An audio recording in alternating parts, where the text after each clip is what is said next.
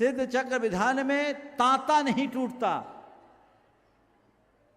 केवल जबलपुर नहीं, पूरा महाकौशल और विंध्याचल के लोग यहां आकर के उमड़ेंगे। आप सबको अपने अंदर वो भाव भूमिका बनानी है। आज प्रवचन नहीं, शंका समाधान अभी आपको करना है, औपचारिक क्रियाएं करनी है। शंका समाधान अभी कर ले कि थोड़ा खाना पीना सबको का यहीं कर लें? चलो कर लेते हैं। तो बस 5 मिनट में कुछ निर्देश, 4 बातें आपको ध्यान रखना है इस पूरे विधान में। शुद्धि, विशुद्धि, अनुशासन और तन्मयता।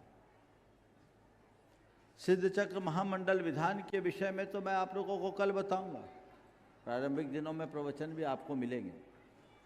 लेकिन इस पूरे विधान का सही लाभ आपको लेना है तो इन चारों बातों को आपको याद रखना है। सबसे पहली बात क्या है?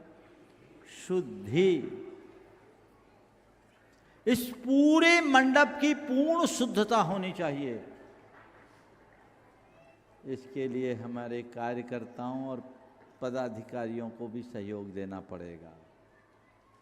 आप यहाँ आइए तो केवल 16 के कपड़े पहनकर आइए। ये अब मंच नहीं है, मंडप है। अभी मंडप प्रतिष्ठा विधिवत होगी।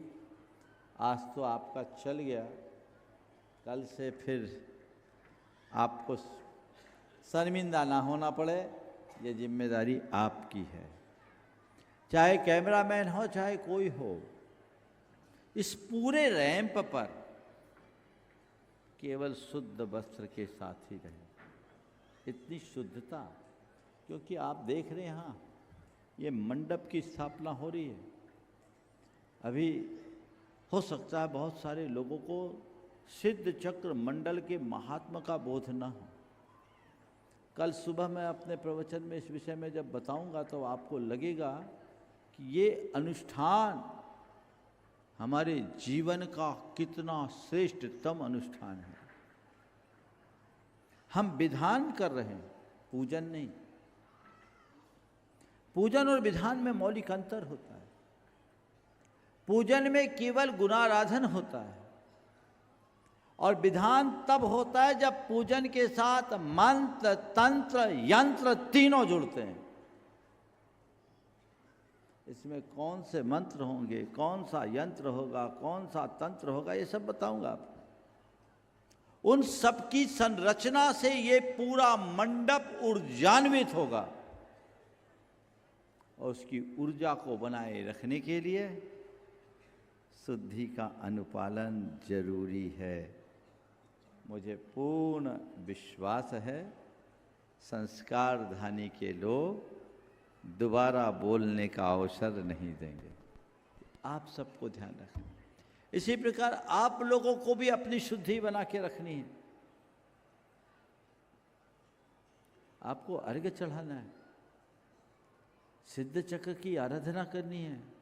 जब मंदिर जी में पूजा करते तो आप कैसी शुद्धि रखते हैं, उस शुद्धि का आपको ध्यान रखना है। समझ गए? तो अपनी शुद्धि आपको मेंटेन करना है। दूसरी बात है विशुद्धि। शुद्धि तो बाहर की हो गई, विशुद्धि भीतर की। अपने परिणाम को रंच मात्र भी कलुषित मत होने देना। हृदय को अहोभाव से भरना। मन का अहोभाव ही पुण्य है। कोई भी ऊंची नीची बात हो जाए तो उसे नजरअंदाज करना। उन बातों को अपने अंदर प्रवेश मत देना जिससे हमारा चित्त क्षुब्ध होता हो और हमारी विशुद्धि घटती हो। इससे क्या होता है, थोड़े से उद्वेग से हमारा पूरा पुण्य क्षीण हो जाता है। अपने लिए प्राप्त इस अलभ्य अवसर का हमें पूर्ण लाभ लेना है। इसलिए अपनी विशुद्धि को कभी कम मत करना, कई बार ऐसा होता है, व्यवस्थाओं को लेकर के भी बहुत खींचातानी मच जाती है।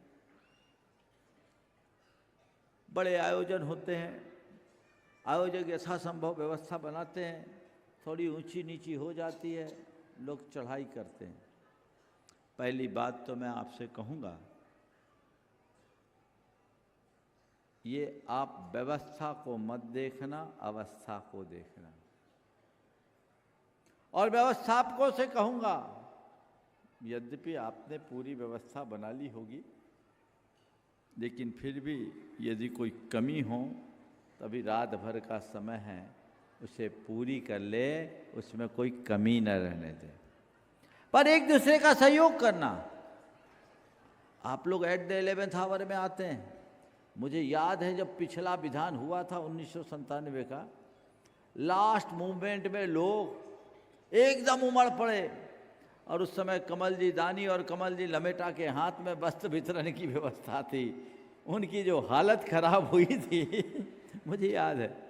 पहले से तो कोई करेंगे नहीं, तो व्यवस्थाएं लड़खड़ाती है। आप लोगों को भी याद होगा, लाडगंज की बात है वो।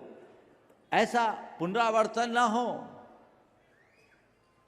हमें अवस्था देखनी है, विशुद्धि को प्रभावित नहीं होने देना है। कार्यकर्ता गण भी अगर किसी के नाम बात उल्लेख में आगे पीछे कुछ हो जाए, उसको कौन कर देना। मैं सिद्ध चक्र महामंडल विधान कर रहा हूं। कौन सा विधान? जिस विधान से एक गृहस्थ के जीवन भर के पापों का प्रायश्चित होता है, वो विधान करने जा रहा हूं। तो इतना स्वर्णिम अवसर मेरे पास आया है, उस अवसर को मैं ऐसे हाथ से जाने दूंगा क्या? आज सकलीकरण करो ना, अभी तो करोगे, अभी करोगे सकलीकरण, सुबह करोगे क्यों? कल सुबह होगा। जब सकलीकरण करो तो सबसे बोलना अहंकारम विसर्जयामि, क्रोधम विसर्जयामि। बस इतने में काम हो जाएगा। विशुद्धि बढ़ाइए, ये मंत्र से नहीं होगा, ये आपके संकल्प से बढ़ेगा। तीसरी बात, अनुशासन का पालन करना है। आप ये मान करके चलिएगा, इस सिद्ध चक्र विधान की ड्राइविंग सीट पे तो हम बैठते हैं। सारे मंत्रों का उच्चारण हमारे मुख से होगा। आखिरी विसर्जन पाठ तक हम लोग इस आसन पर रहेंगे। तो गाड़ी बिल्कुल समयबद्ध होती है और सब कुछ डिसिप्लिन से चलेगा। इसलिए आपको भी अनुशासन का पालन करना है। वो व्यवस्थाएं आपको बना करके चलना है। उसमें किसी भी प्रकार का मलाल अपने मन में मत आने दीजिएगा।